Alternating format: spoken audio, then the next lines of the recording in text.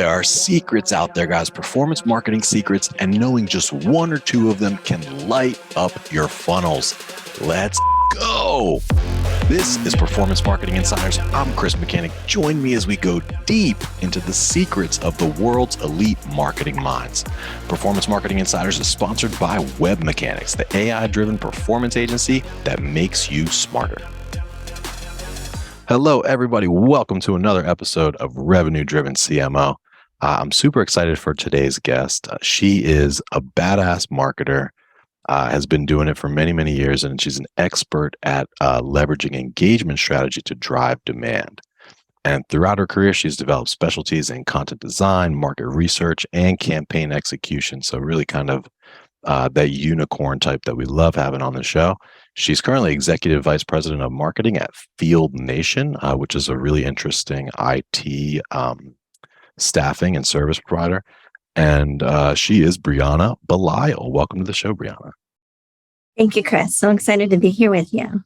Absolutely. Yeah, I'm excited to dive in. It's a beautiful day here in the Washington, Baltimore area. But yeah, it's an exciting time to be alive and an exciting time to be a marketer, especially.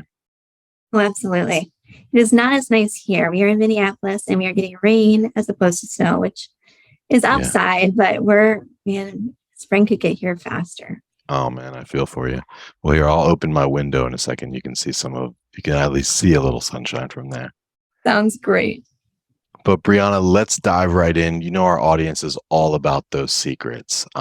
You've had an amazing career, and I'm curious if you would share with us one of your best kept secrets to your marketing success.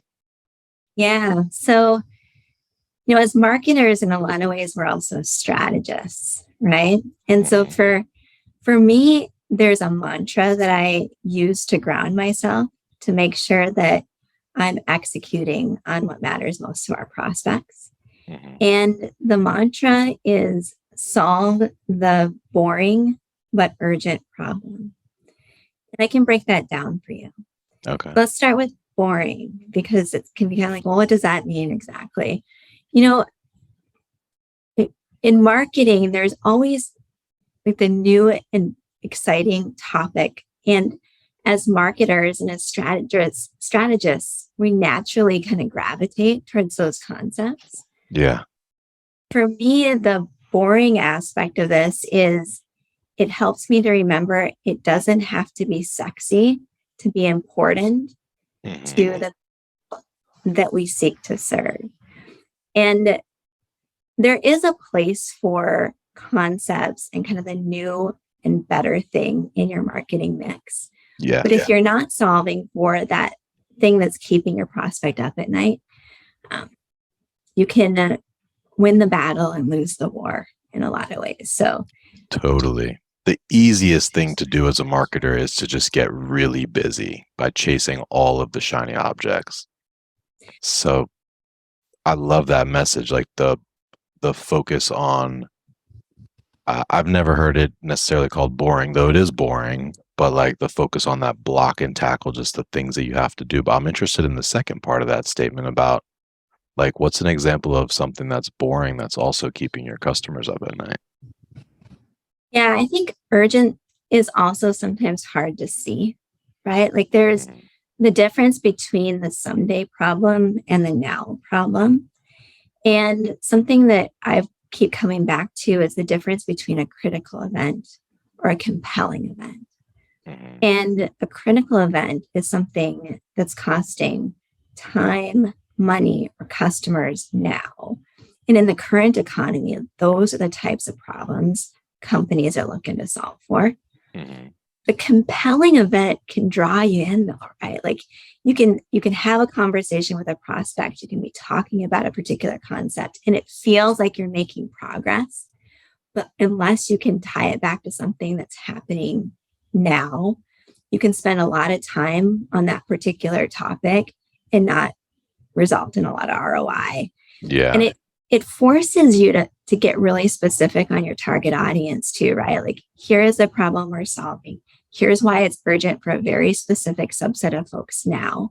Yeah. And here's why it matters to them more than anything, even if it doesn't seem to be top of mind in the broader market. Yeah, that makes a lot of sense. That definitely makes a lot of sense. I mean, pain. If somebody's experiencing pain, um, they're probably going to make a purchase. And, all things considered, versus if somebody's like desiring something new or novel, the purchase likelihood is way less. So that's a really interesting concept. So as folks are listening here, I think marketers are all at some point guilty of chasing shiny objects, of doing stuff. Like I can't tell you how often I'll be speaking with a prospect or somebody and they're doing things. They have like they're posting on social media, but it's kind of tired, like it's not really getting much engagement, but they do it religiously. And if you suggest that maybe they stop doing it or maybe they do it a different way there. But what so if somebody's listening right now and they're thinking to themselves, man, I could really use a dose of that. Like I need to focus on the boring but important, the day to day more effectively. Like what's a step they could take in that direction? It's such a great question. I think it's good to just go back to the critical business problem your solution solves better than anybody else. Mm, And then qualify it against those two things. Is it urgent? And are you clear on who it's urgent for right now? And are you speaking to that? And then challenge yourself whether or not you're talking about the bright, shiny object or you're talking about the real pain that's keeping them up at night. It might be boring to you, might be boring because you've had it on repeat, but likely if you've got the right problem and you've got the right audience, it will matter enormously to them. yeah. No, that makes a lot of sense. I love that. How did you come up with this? Or like, did you have some experiences throughout your career that like drew you to this conclusion? I've made the mistake a number of different times. I think, I've heard pieces of the statement over and over. And what I find is that the gravitational force of like the new topic, one of the ones that we wrangle a lot with is service delivery transformation. And Mm, like all of our energy and effort like just starts to gravitate towards talking about the concept and market. And mm, so what helps me just get us back centered and focused on where we're going to actually move the needle in terms of providing, sales ready opportunities for our partners is being critical on like, is this the boring but urgent problem? Is this now? And is it what is most relevant to them? Or is it what yeah. I want to be talking about? I think that's the piece that I constantly have to grapple with. No, I hear you. Well, I'm going to take a dose of that medicine myself. I'm going to stop talking about ChatGPT and the future of AI and start talking about the problems that are actually affecting our clients. Starting today, you've inspired me. Thank you. Um, on that note, tell us a little bit about Field Nation. You've been there for some time now, which is an impressive tenure. It's like, as you know, marketing executives are like the highest turnover role probably. So you must be doing something really right, and the company must be on a good track. What's it all about? Is it like IT staffing? It is. It is. Field Nation is an on-site talent platform. Mhm. And really where we focus is connecting IT professionals who go on site to complete work for service providers Mhm. across the country. And what's interesting is that it's been such a great opportunity to be here, Chris, because when you walk into like a Target or a Walmart or McDonald's, wherever you're, whatever location you're going into, like there's an enormous amount of technology powering your experience. Yeah, There's cameras in the front, there's servers in the back, there's checkout stations, there's the receipt terminals. Like there's an enormous amount of technology that needs to be operational in order for you as a consumer to have a quality experience. yeah, And that infrastructure is really difficult to install and maintain when you Hmm. think about the geographic footprint of all those locations nationwide. It's Yeah. one thing to do that in like downtown LA. It's another thing to do that in like Valentine, Nebraska, right? How do Right. you get somebody on site to do that work profitably and be able to trust that it's going to get done correctly? And Yeah. so we're at this really just interesting moment in terms of like this technology increase in technology in all these locations, that technology needing to be serviced. And also, there's just this massive labor shortage that's happening across IT and in the market in general. So there's all this work, and there's nobody to do this work. Yeah. And Workfield Nation comes in as we actually connect the dots. What we've learned over the years is that field service professionals, they're kind of like part IT, parts tradesmen. They have Hmm.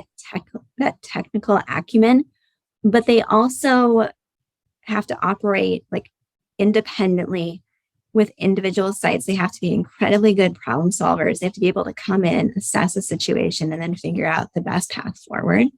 Hmm. And so those individuals to get that level of expertise takes time.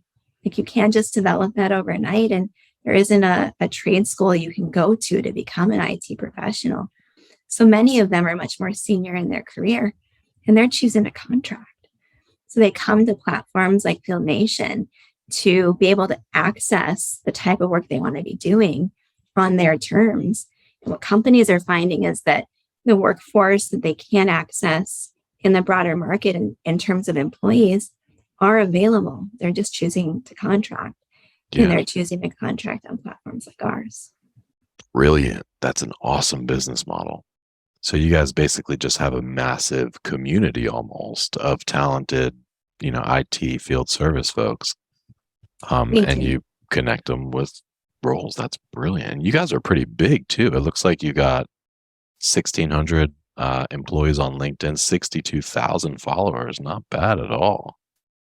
Yeah, our employee number on LinkedIn is interesting because the technicians who choose to do work on the platform sometimes see us as like, oh, I'm doing work with Field Nation. Oh, So I it's a see. bit inflated. But that's what's so cool about the role that we play, right? Like we facilitate connecting companies in independent technical pros. And so they're actually creating they're both independent businesses. As an independent contractor, you are a Yeah, business owner. So we're facilitating the connection, but the relationship is all theirs. that's So brilliant. I love that. So how many people work there, like, in reality? Is it, like, half of that number or actually right around 200. We have 200? Okay. a lot of people here in the US, and then we have a really strong presence in Bangladesh as well. Yeah. So tell us a little bit about your marketing programs if you can. I'm curious, like, how big your teams are, what your top channels are, and how you're driving most of your success. Yeah. So today, our primary success is within the SMB segment. And we have a really, really strong inbound lead funnel. So we get companies who are coming to us who want to connect with a technician for one job in one location. And then we have others who have a larger challenge. They have a project and they need coverage at sites nationwide, but they're just not able to find the talent to do that. And so that mechanism is going over to our sales organization, which is actually the major growth driver for us today.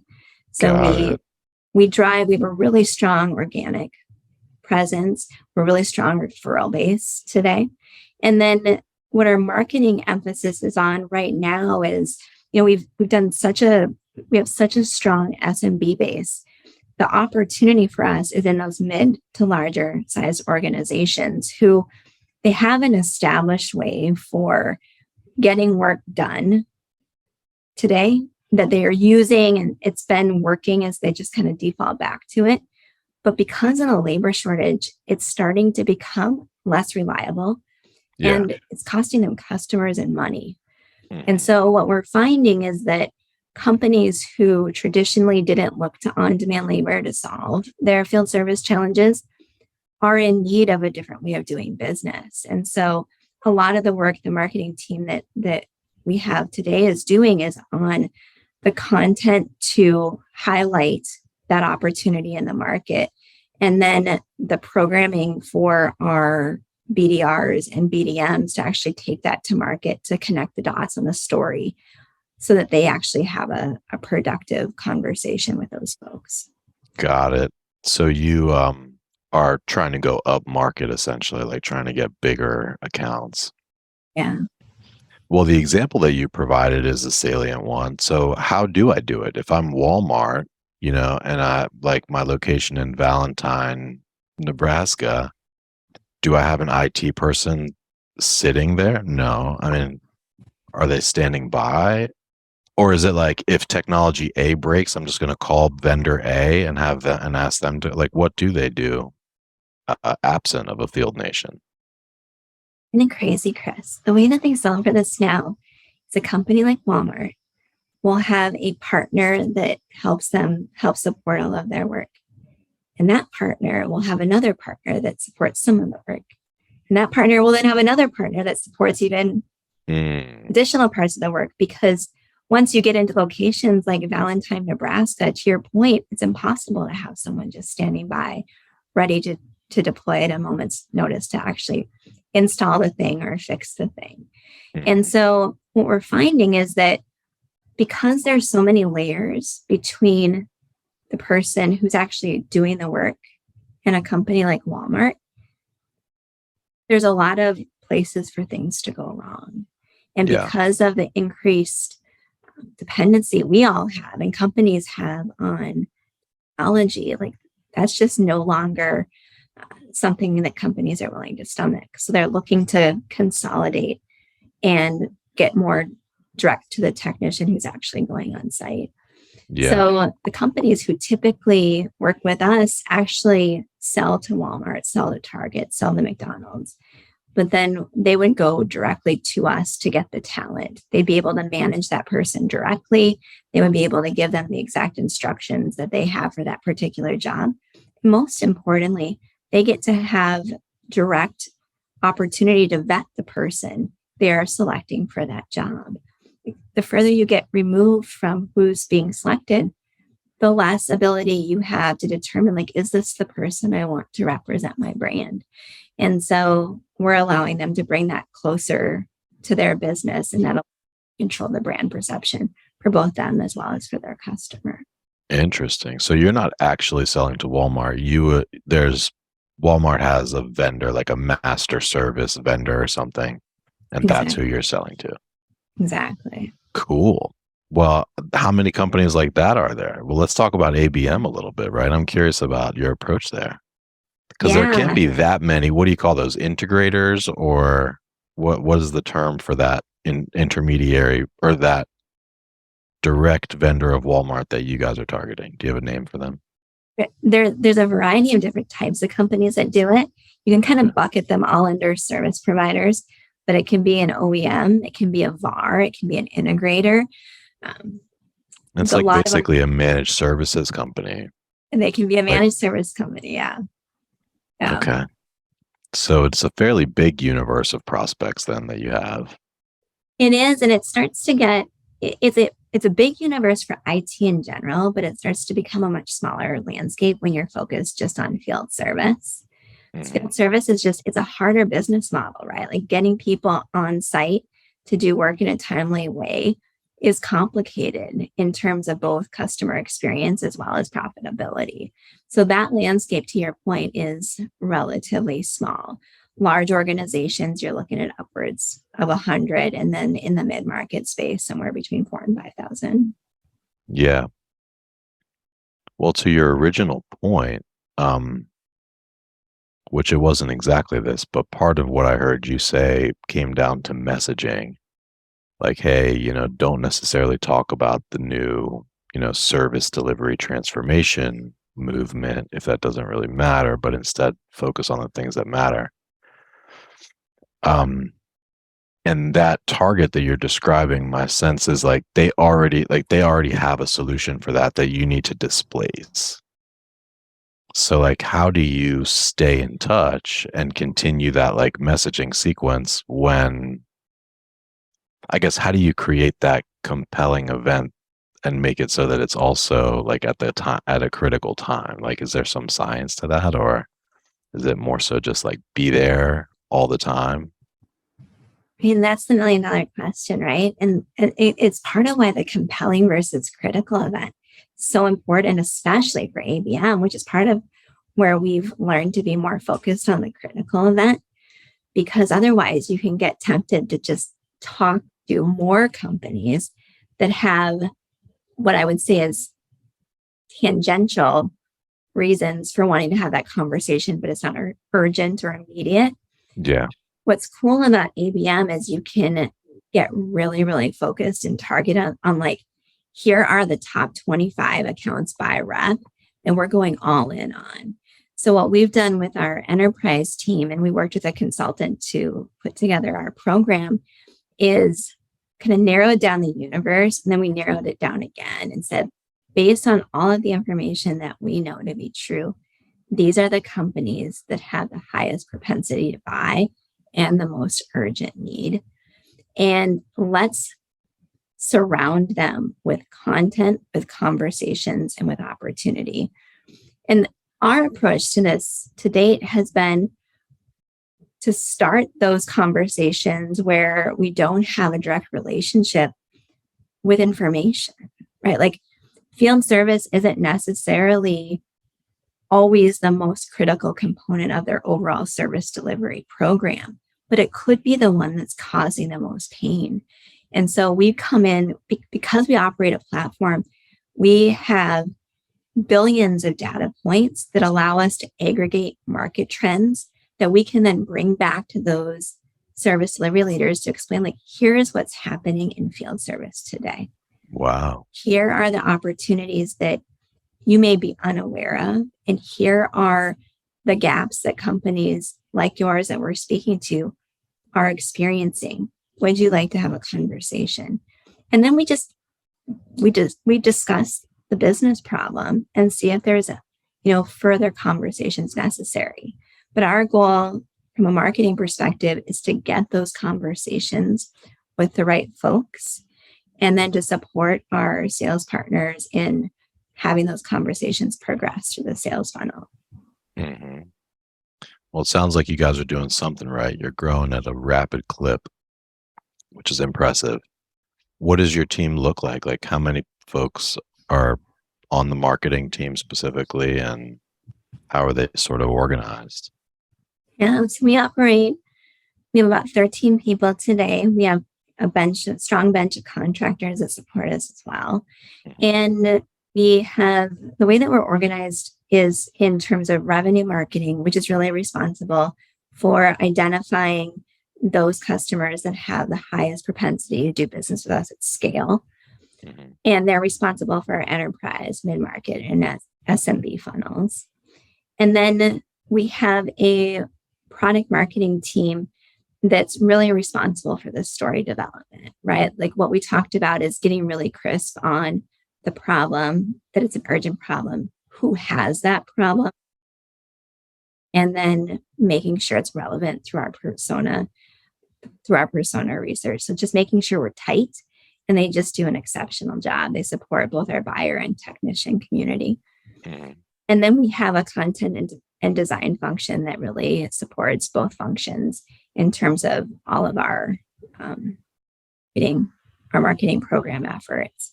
And what we've been doing most recently is really focusing our integrated campaign efforts around the thought leadership in the market in terms of trends and predictions about what's happening in field service, and then using that to develop kind of our list number one, so to speak, of like, here are the people that, based on our firmographics and based on their engagement with our content, may have the critical business problem that we need to identify, and then using additional techniques to bring them down the funnel.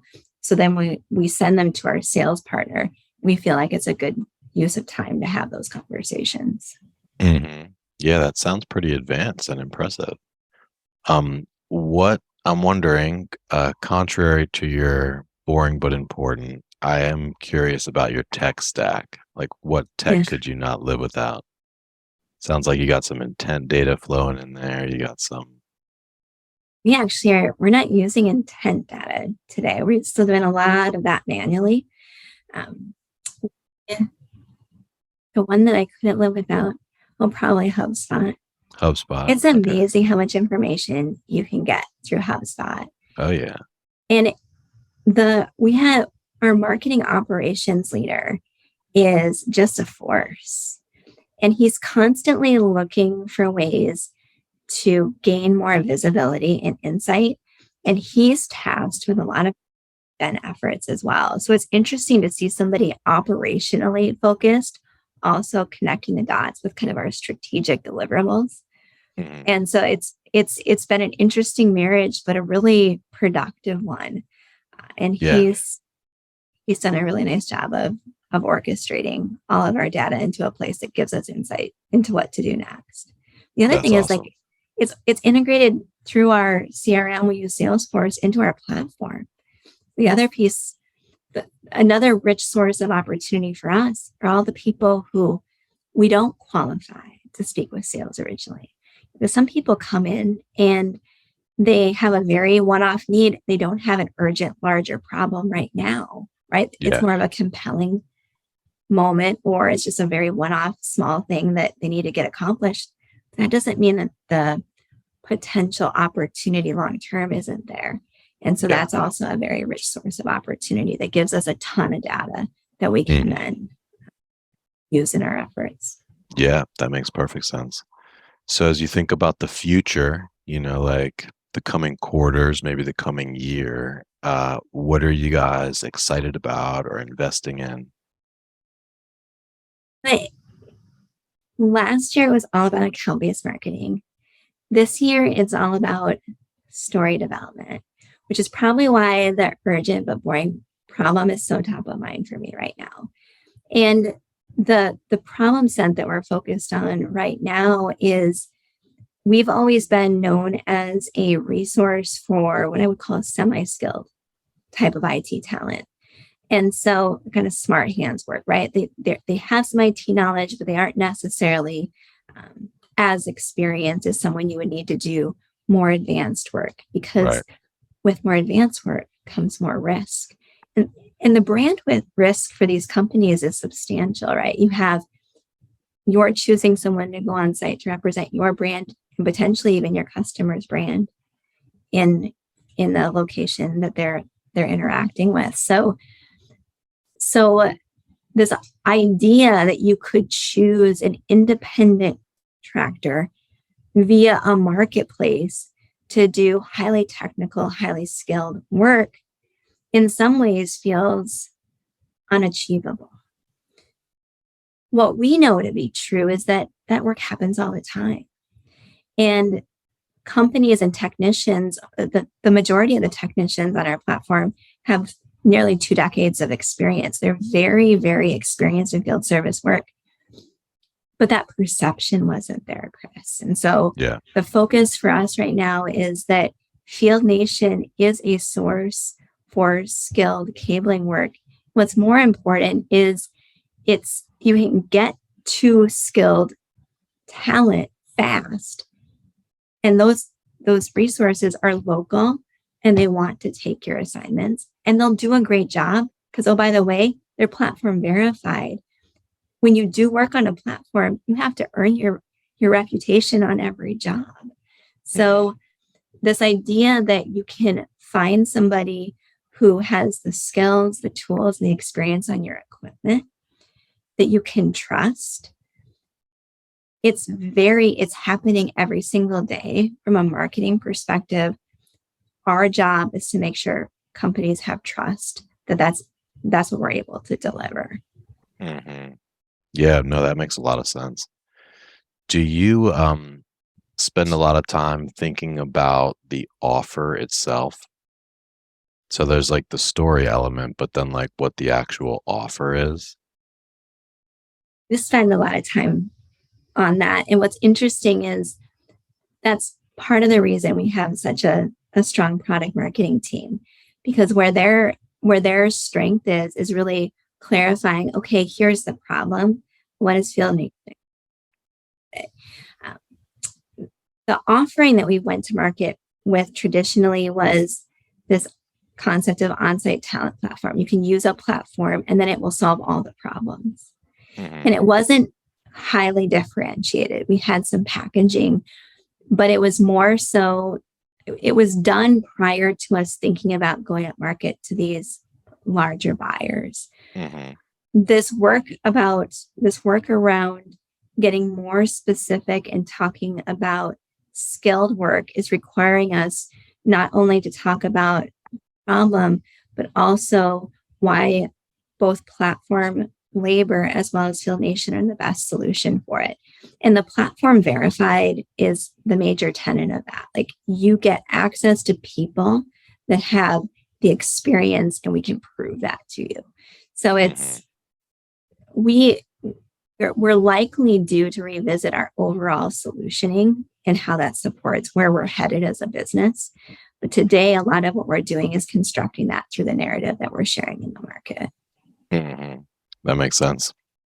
That makes a lot of sense. The reason I asked was because I was exposed to the Hormozy value equation. Have you heard of that? I haven't.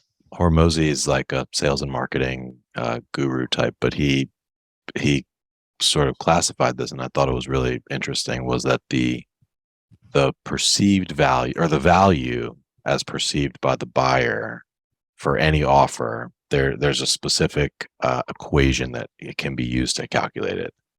So think of the numerator of that equation. So the top of the denominator, you've got the attractiveness of the outcome, like how attractive is this?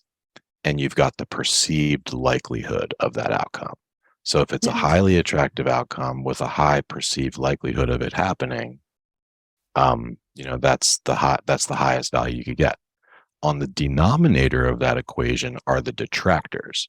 So detractors are time delay and then effort or sacrifice. Those two things added up are the detractors. So if you can deliver like a really compelling promise, convince the prospect that it's a high likelihood of return, and then minimize the time delay, minimize the effort and sacrifice, then you've got a really, really compelling offer. And like a good way to think of it would be a personal trainer versus a plastic surgeon. So personal trainer, the outcome is fuzzy. It might work, it might not. You've tried before, it didn't work, da da da da. Lots of time delay and lots of personal sacrifice, right? You can't eat that chocolate. Versus plastic surgeon, it's like, lay down, you're going to wake up skinny. And then you get, like almost no. And so that's why obviously plastic surgeons can charge so much more. I love that. Makes a lot of sense, right? Yeah. We've been thinking a lot about our competitive set lately because, so many companies think about us in a similar lens as the service providers that we actually, seek to serve, right? Like they see us in a similar vein. Yeah. And so we've been working a lot on our differentiation for that particular competitor while aligning the difference between us and having to go do the work. And this framework would be really powerful for us to bounce it off of. I'm going to definitely take that as an action. Yeah. Credit to Alex Hormozy for that. He's brilliant. I would definitely follow him if you've never heard of him. Yeah, we'll do that. He's a badass like you. Well, hey, I want to be sensitive of your time here. I know that we're cutting it close. Why don't we do the lightning round? Yep. Are you ready? Here we go. I'm ready. Drum roll, please. If you were to start a side hustle, what side hustle would that be? I would write stories about the elderly. Interesting. Never heard that one. All right. Number 2, top 3 books or authors or influencers that have made a big impact in your marketing style. Huge Seth Godin fan. love to follow Peplaja, especially now on LinkedIn, because all of that content is exposed, and April Dunsford. Oh, cool. Yeah, I've heard of the first two. I'm not familiar with April Dunsford. I'll have to check her out. And number three is, what do you do to avoid burnout and to help your team also to avoid burnout? So for me, a couple of things. One, I took notifications off my phone. So it forces me to actually have to go in and take an action, look at it. And I didn't realize how much emotional strain there is with a connection with your phone. It's crazy just that I was very addicted to my phone. And so having to actually take the action of refreshing it forces me to think about, do I need to actually look at this now? And I also, when I get Interesting. home from work, I set my phone aside so I don't have it with me. I have to go check it and then I have to refresh it to get the notifications, which I do a few times in the evening just to check and see if there's anything needed. But there rarely is. So it's just a good forcing function to say, whatever it is, leave it there and it can wait. My team, I think this is always a constant balance and it's something we're always working on. You know, a couple of things that we've done historically is this idea of a blackout week, like forcing everybody to just cancel all your meetings and have 1 week that's focused on whatever we need to get done without distractions. And at first, it can feel really like a bad idea. Like, what's going to happen if I don't go to all the meetings? Like, what are going to be all the ramifications? But coming out of it, what I found is that people typically feel like they had a chance to do the deep, meaningful work that really moves the needle. We've done that on smaller scale with like no meeting blocks of time. And then how that's evolved is, as opposed to having team-wide no meeting times or company-wide no meeting times, really encouraging our team to be disciplined about saying no when people book over it. Because the biggest asset that we have and the biggest thing we bring to our organizations is time. Like we're purchasing your mind share and your attention to get work done.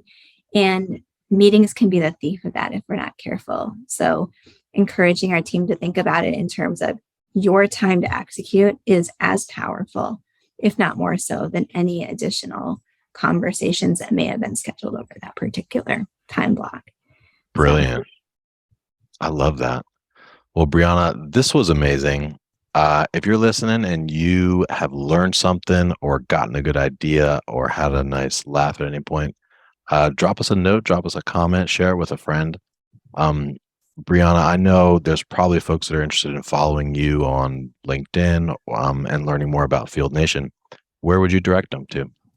Kind of, especially strategy and marketing shop. So you can find me at LinkedIn/justbriana. Perfect. All right. Well, that's a wrap. Briana, you stay on the line for just a moment and we'll wrap up. But this was awesome. I hope to have you back again soon. And that's a wrap.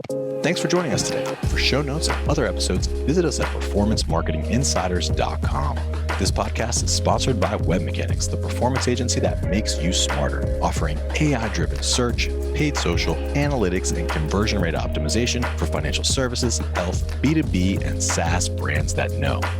Hey guys, exclusive for listeners of this podcast, you can get a performance marketing assessment for free. And this isn't some cookie cutter automated report. It lays out detailed, specific things you can do right now to unlock limitless growth and nirvana level personal satisfaction. To claim your free assessment, just go to performancemarketinginsiders.com/audit and you'll have your customer report within just a few days.